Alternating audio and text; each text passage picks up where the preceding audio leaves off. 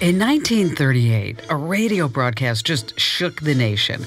It was a dramatization of Orson Welles' War of the Worlds, which many mistook as breaking news, believing what they were hearing was an actual alien invasion. Wait a minute, something's happening. Humped shape is rising out of the pit. I can make out a small beam of light against a mirror. What's that? There's a jet of flame springing from the mirror, and it leaps right at the advancing men. It strikes them head on. Oh, Lord, they're turning into flames. Oh, the whole field's caught up by the woods, the bars, the gas tanks of the automobiles spreading everywhere. When I hear about fake news today, I think of that radio broadcast. Because as technology advances, it's becoming harder to distinguish what's true and what's not. Just listen to what happened when BuzzFeed hit the streets to ask about fake news. Real news or fake news? Did Donald Trump say this to People magazine in 1998? If I were to run, I'd run as a Republican. They're the dumbest group of voters in the country. They believe anything on Fox News. I could lie and they'd still eat it up. I bet my numbers would be terrific. He said that. That is true. I know that for a fact. I think it's real. It's real. Have you seen that somewhere? Yeah, it's We're living in a growing and dangerous world where we're consistently being duped and fooled by fakes. And distinguishing the truth and what's real is becoming more and more difficult. People can do or say anything, and many have become master manipulators, using technology as a weapon of choice. Advanced technology allows fake news to become nearly impossible to spot. We're not talking about the filtered selfie that you posted. You know, the one, yes, we're all guilty of it. You erased your wrinkles, your flaws, those smile lines. No, this is serious manipulation involving bombings, political unrest, and racial divide. You should know whether something is real or not. I mean, when you buy a ticket for a blockbuster movie, you pretty much understand that there will be some green screens and CGI. Those dinosaurs are superheroes, well, they're just not really there. And everybody knows about Photoshop. And of course, social media apps now let you put bunny ears or a dog nose on your face. That's the easy stuff. We certainly see more fake news than ever lately. We've had Pizzagate, the Pope endorsing Donald Trump, Barack Obama banning the Pledge of Allegiance. A lot of fake news has to do with politics, of course. Some of it doesn't. Who can forget this gem? It's a 6-year-old boy who is inside an experimental balloon that, according to all reports as far as we know, was being made or had been made by his parents. And we have just been told this thing is now down to 300 feet. Now it's at 100 feet. Let's us all take a deep breath. If you are predisposed to do so and you want to say a little prayer, you might want to do so now. That was the news coverage of a giant weather balloon flying through the skies of Colorado. There was no 6-year-old boy inside, but rumor was reported as fact, and it quickly spread online. The Balloon Boy saga got one family its 15 minutes of fame in the spotlight. I'm America's digital pro, Kim Komando, and in this Komando On Demand podcast, you will be astounded hearing about something called video manipulation. Forget just using photos. I'm talking about videos. Videos that look real, where the person sounds like they actually did say what they say, but all of it is totally fake. We're going to talk about why the advanced technology of manipulating videos, it actually has become a threat to our national security. We're going to talk about what the government and the research communities are doing to fight what could quickly become an epidemic. So you want to stay right where you are, because I guarantee you, you will never look at videos again the same way after listening to this podcast.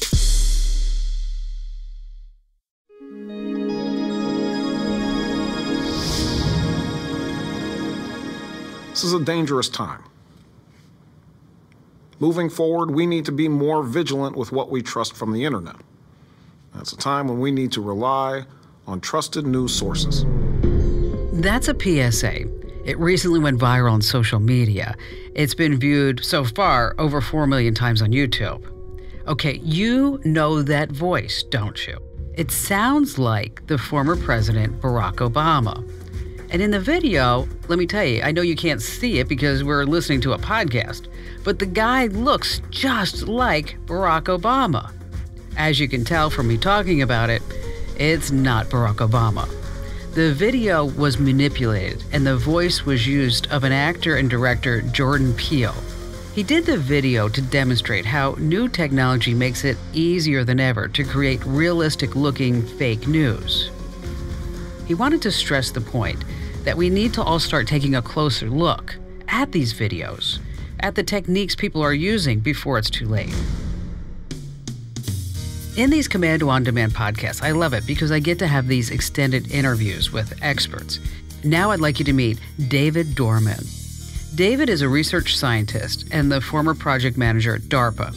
Of course, you know what DARPA stands for, Defense Advanced Research Projects Agency. DARPA is part of the U.S. Department of Defense. They're responsible for emerging technologies used by our military. Because of all this, the agency likes to focus on keeping all of us a step ahead of cyber threats.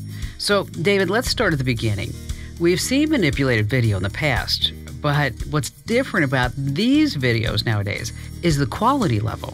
They look so real. You know, we've had the ability over the years to be able to generate computer-generated imagery, CGI imagery, but it was typically material that came out of the very high-end Hollywood-type applications where they were interested in being able to create enhanced graphics and better, more realistic types of images and video. A lot of people don't realize that the software programs to create these fake videos, it's not scarce. You don't have to be a whiz-bang video editor in order to figure out how to use it. These programs, well, most people are able to get their hands on. Is the technology is coming directly out of the research community. So it's, you know, people aren't having to wait for these high-end, very expensive tools that take a lot of time to generate this kinds of material. They can do it basically on their own personal computers now. And of course, your research shows that someone doesn't have to be a computer genius to create these realistic-looking videos. Programs that, you know, someone with a very limited knowledge of computer expertise can take a graphical user interface and generate video that's very realistic, images that are very realistic of essentially people that don't exist. They can take and put words in people's mouths. With technology always advancing, we should have expected this type of video manipulation would eventually become mainstream. Once you have the tools and they're not expensive to get and they're not hard to use, things go crazy. But did you expect all of this to happen so quickly? We knew that this type of thing would be coming down the road. The computer vision community has made leaps and bounds over the last 5-6 years with various types of machine learning algorithms, but we were somewhat surprised that it happened this quickly. You may not have predicted this cutting-edge deception to get here this quickly, but it's certainly here now. The future of fake news is not just some blog anymore. It's manipulated video. You and I get that. Let's talk for a moment about how these fake videos could be used by the wrong type of people. If you look at what's happened since, say, 2014, the types of capabilities that are coming out of the community now are things that we didn't expect probably for a decade. When you start thinking about a large campaign of misinformation or propaganda, people believe what they see. And if the video looks real, they're going to say, oh, this must be real. I think those of us that know that this type of material is out there are much more likely to question and sort of do the sniff test on these types of images, these types of video. The challenge that we have is when this gets combined with very large campaigns for disinformation, we tend to get bombarded with it over and over and over again and tend to be less sensitive to the types of things that are out there. Then it becomes this big danger to our national security. For national security, I think we're getting to the point, or if things keep going at the same trajectory that we're seeing them, we're going to get to the point where it's not just a single image or video or tweet that gets produced. It's a whole event that can be produced synthetically, and if that starts to happen, it's going to be harder for people to discount them because they're going to see a lot of information, a lot of disinformation coming from a lot of different angles. And if that starts to happen, then it's going to be difficult for people in general to trust any type of media that they see.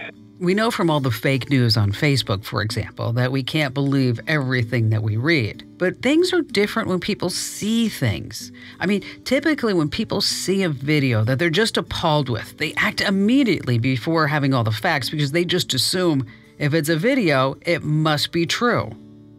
From a national security interest, we rely a lot on the open source type of information just to judge, what's going on in other parts of the world, humanitarian type of things, military type of things.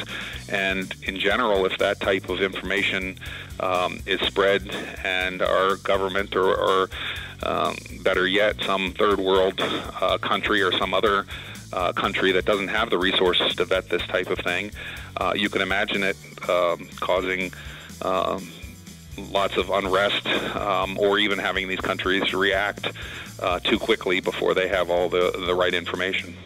And that's the scary part. You could easily have a corrupt dictator start using advanced video technology to create these fake atrocities.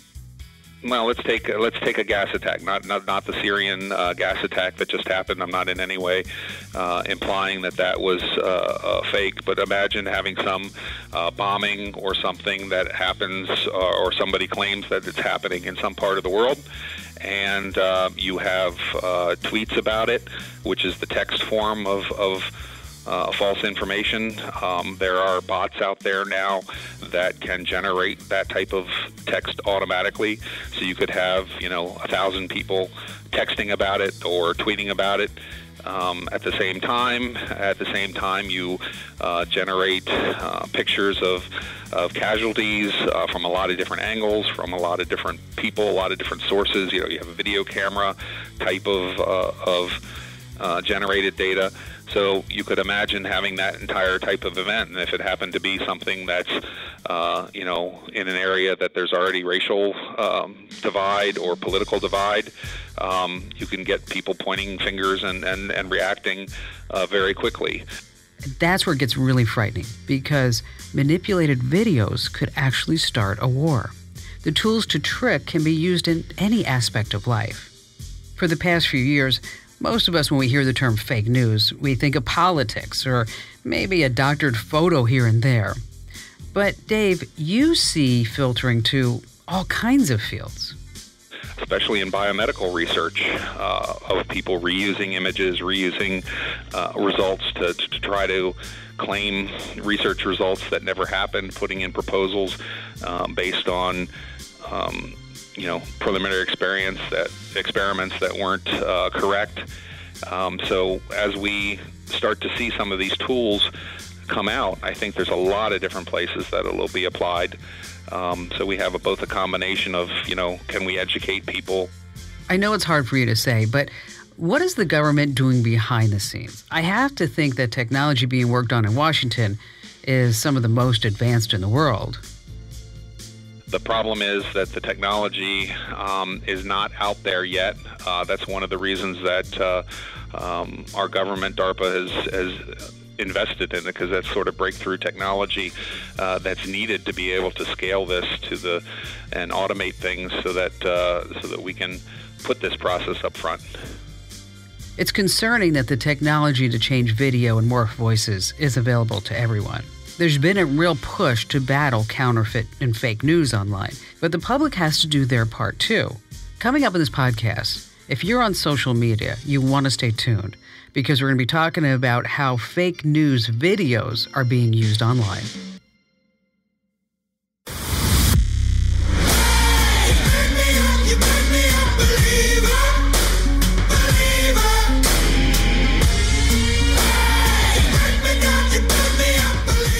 We've been talking about fake videos, and our guest for this podcast is Dave Dorman. He's a pretty smart guy. He's the former project manager with DARPA. You know what DARPA is, the Pentagon's Defense Advanced Research Projects Agency. Dave, let's talk a little bit about the state-of-the-art tools that are being developed to identify when videos have been altered to misrepresent the content. The tools that I'm talking about to, say, flag a fake video. Even the professionals, take it and they try to either support the integrity of the images or video, or they try to debunk them.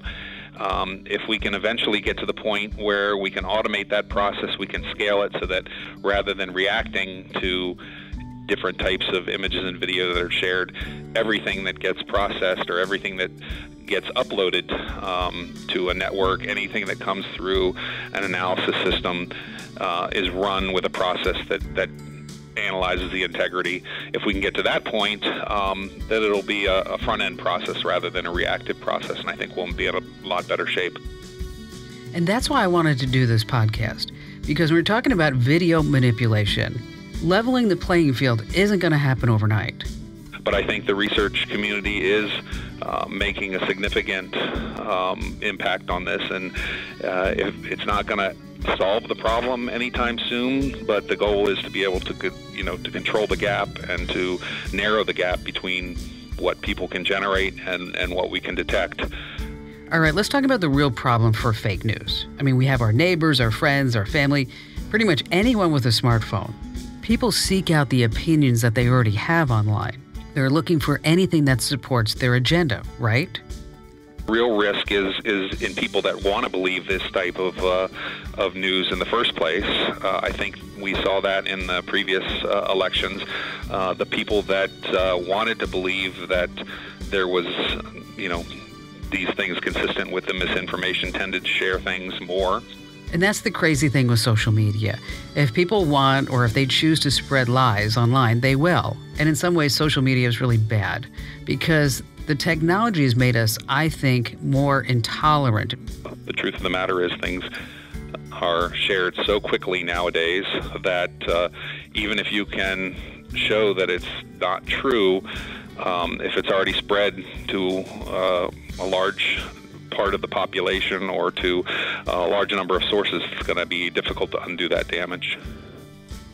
And that's the crazy part, because if you want to share something that you know is fake online, it just takes a few clicks. Social media doesn't have a vetting process. I have to tell you something. Before anything makes it onto my national radio show, on the Komando.com website, in our newsletters, it gets scrutinized, it gets reviewed. Just as in any newsroom for journalists of days past, every story must be inspected and checked out before made public. But none of that responsibility applies to social media. It's just a free willy. The problem with social media is we don't have any of those types of constraints. A lot of our social media companies, they're there. The more that they can share information, even if it's bad information, that's really what that they're there for, right? They don't want to necessarily take and try to in any way put flags on people's independent content. They assume that people are sort of policing themselves. I've seen it, you've seen it. Some of the stuff that people post or tweet out, you just want to roll your eyes and go, whatever. And all these big tech companies making billions of dollars every year, they say, oh, we're going to police social media. We're going to clamp down on the fake news.